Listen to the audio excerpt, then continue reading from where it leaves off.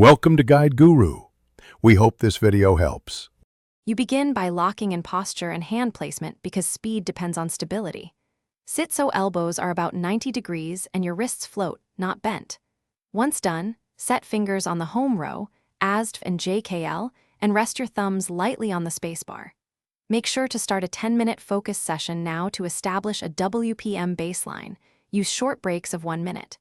This immediate practice primes muscle memory and gives you data to measure progress. You move into targeted drills that build precise motor patterns.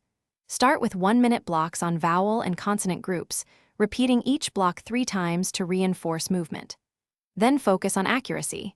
Slow down until your correct rate is above 85%, because speed without accuracy wastes time.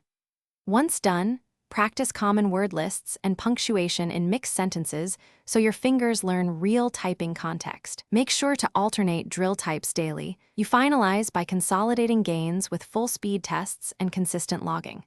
Run 2 10-minute performance tests each week and record WPM and accuracy so you can measure real improvement. Once you see steady accuracy, nudge your speed goal up 3 to 5% weekly to push limits without sacrificing form.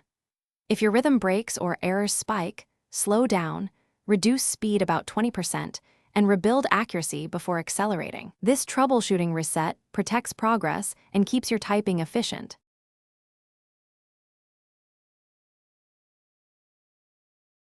Thanks for watching. Consider subscribing if we helped you today.